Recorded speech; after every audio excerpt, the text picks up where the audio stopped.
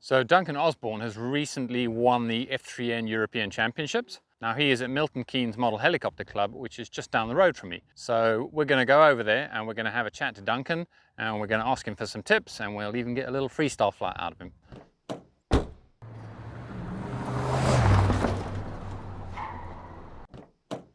So you started flying in 2000?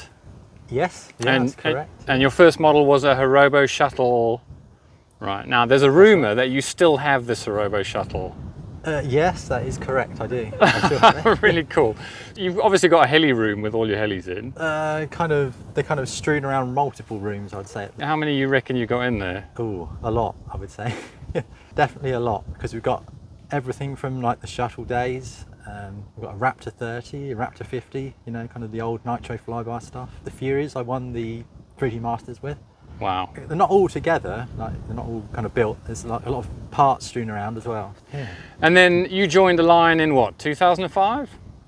Yes, yeah, Align 2005, yes, that was 19 years ago, I guess. First time I went to Align, it was the Align Fun Fly in 2005, right. So it's kind of about, August time, 2005. Yeah. Was the first time, yeah.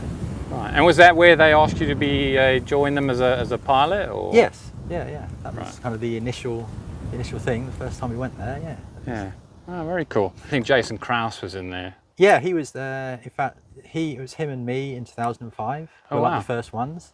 And then the year after, like 2006, is when Alan Szabo came along and more American pilots came along. And how many times have you been over there? Ooh, quite a few. Not so much recently now, because they stopped doing the Fun Fly. I think 2017 was the last one. But like in those days, it was once a year we'd go at least. Oh, wow. I think 2006 we went twice, because there was a Taiwan Cup as well. Right. In April, I think 2006, and then we also did the Fun Fly in August that year as well. So. Oh wow, very cool. So Alan Szabo is kind of known for going over there and spending, well, Luca Pescanti as well on the latest model. Yes, yeah. They go over there for 3 weeks and they test and develop. I mean, have you done that sort of thing as well? No, I haven't. No, not for Align. No, but we do test the parts, but not actually really at the factory. Right. They kind of send us the bits to try, and we tell them what we think is right or wrong, and they change it accordingly normally. So. The hard dampers, I think they originally came in the DFC. Did you or Wayne, your dad, have something to do with that? Yeah, I kind of vaguely remember what happened. It was they had the DFC. The DFC I think had just come out, but they were using the standard kind of dampers, and because of that, the kind of the rocking you get, it was breaking. The links. Yeah.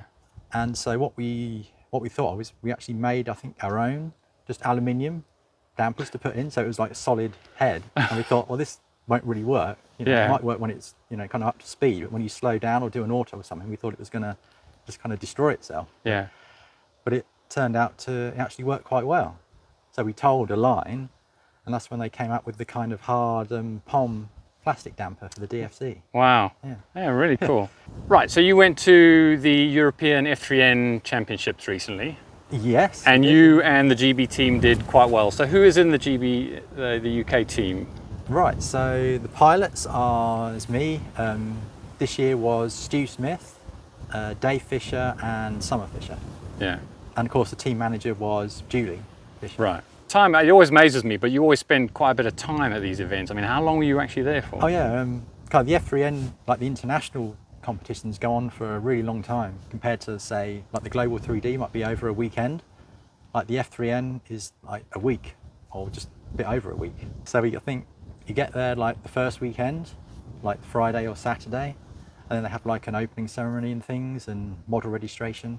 Then the competition starts, say, Sunday or Monday, and then it just goes on for the whole week until the next weekend. Yeah, that's a long time. Yeah, it's more of like an endurance test, I think, kind of a mental endurance test. Right. We kind of know that you're now European champion. Have you been European champion before? Because I know you won the Worlds, I think, F3N? No, I've never... Oh, you were third? That's right. That's right, you're right, you got third place. And have you ever been European champion before? No. No, wow. It's only ever been Eric Webber before me. Right. So, yeah. Yeah, and you beat your long-time opponent, Luca. Yes, that was the aim, to go in, because I've never done it before. So, yeah, to do it once, I think that was good enough for me, I think. Your music flight, I heard that you were tweaking your music flight right up until the very last second. I mean, is that true? Yes, it was. Yeah. Yeah.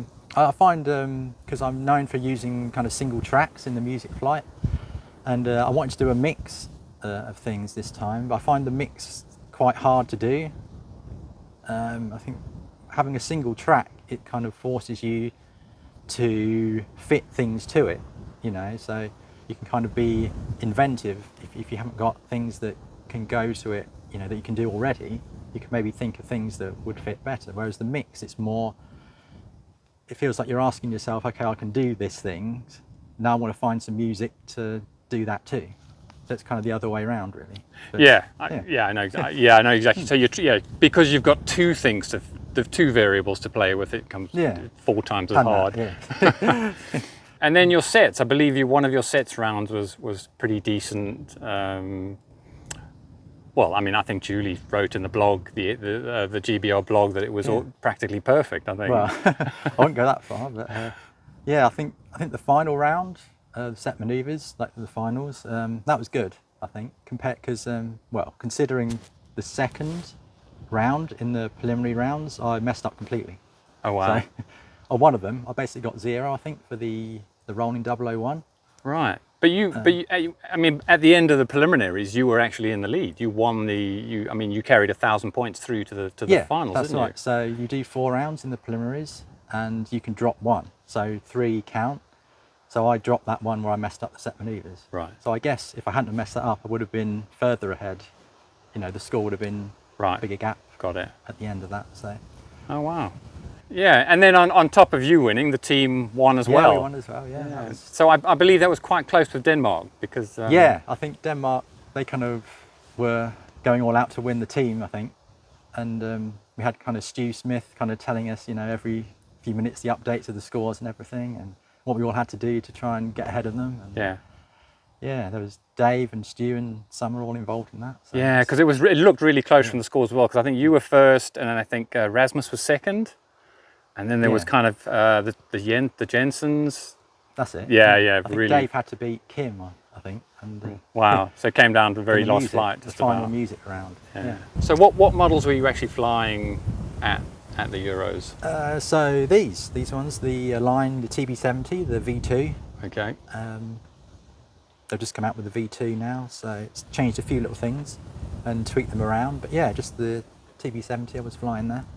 Right, and this is the TB70 canopy, and that's one of your original canopies. Yeah, this is the one on that one is actually an old 700X canopy that never got used. Line actually painted it for me, but I never got a chance to use it before these came out. Right. So I thought it kind of looks kind of like an F3N style thing, so I thought I would try it on there and make use of it. Yeah, the shape on that one actually works really well. I quite like that one. For F3N, you have music, freestyle, and sets. So freestyle, how do you build a good freestyle flight? That's a good question. I don't know. I'm probably the wrong person to ask.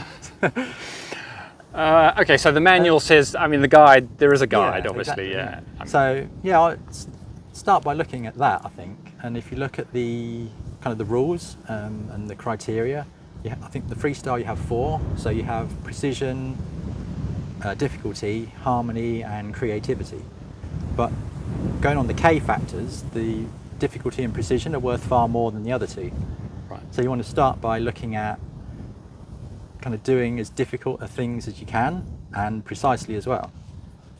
So probably for F3N, I would say it's more kind of incorporating set manoeuvres into the freestyle, you know, more than saying if you were just doing like a global 3D or a kind of 3D Masters type freestyle where it's just, you could just maybe make it up as you go along almost. Right. You know, or just flying at your own field. The F3N freestyle is definitely more, I would say, set maneuver orientated. So if you can vary, say, some of the more difficult set maneuvers, then you probably get a good score in that. So like some of my things I do, there's one like the high seas, which is like a half rolling loop on either side, just parallel to the flight line. But one of the things I did was kind of change it so it's more like a 45 degree Okay. angle to it. Yeah. And there's also a set manoeuvre called the Pyro Rainbow X reversal. It's like a rainbows in an X shape with kind of one pirouette per half. Yeah. And I kind of mix that in with the high C and that 45-degree thing. So you could do like an X with the each half loop, like an X in an X shape. Right. Yeah. So Okay. I kind of try and do that, kind of vary set manoeuvres and change them around a bit and then fit them in to the freestyle. Right. And global 3D, have you ever been? Have you ever watched? Is you interested at all? I haven't been actually since it became global 3D. I keep saying I want to go and watch. Right. I think I'd like to go and watch, just to see. I don't think I'd like to take part anymore. I think Yeah. it'd be too intense, I think, and too stressful, and I think it would take too much time and too much equipment I'd probably burn through to get to anywhere near good enough. Yeah, I mean, it would take. I mean, yeah, being a full-time competitor is, yeah, that'd take a lot. Oh yeah. The most difficult set maneuver you've ever had to do, or one you've tried to do and said this is a load of nonsense and given up? I always found the rolling globes difficult. And Really? There was one once they actually got rid of it where you had to do one roll per loop on a rolling globe, and they got rid of that quite quickly because I think everyone found it was basically impossible to do. So Yeah, that was 2019 or Yeah, 18 I or think, something. yeah, And I that's it. remember we went to Germany and it was, I think one of the judges just said, leave it. Yeah. Awful maneuver. When you started, one of the things you mentioned in another previous interview is you said you did a lot of hovering. I mean, and funnily enough, people like Alan Szabo and Carl Stacey say exactly the same thing. In the beginning, they did a load of hovering. yeah. I mean, it obviously makes a difference. Yeah, I think so. I think because I only had the shuttle, it couldn't really do much more than that anyway. Right. Managed a loop perhaps, but that was about it. Yeah. So yeah, it was nice to kind of have that and just go from one stage to the next in kind of small increments, really. Yeah, yeah. And because one of the things I like to do, or did then even, was like a nose in circle. Just kind of slow hovering around in the nose in, keeping the nose to the centre of the circle. And if you ask people to do that now, there's not very many people can do, just what should be a simple thing. Okay, that's a good test. So yeah, it's good for learning the orientations, I guess. At an early stage. Yeah. Next year with a line, you'll have been with a line for 20 years. I think you've beaten Alan Szabo by a small margin as well, a couple of months. But congratulations on being European champion. Well, yeah. Thank you And very then much, when is the next Worlds? Is there a Worlds? yeah, I is think it 2 years or 4 There's years? going to be one next year, I think. Next year, right. Apparently, yes. In Romania, I think it is. Oh wow, okay. Yeah, so I've never been to Romania before, so Yeah. it could be interesting. Very cool. Okay, cool. Let's go and watch Duncan fly. Yeah, thank you.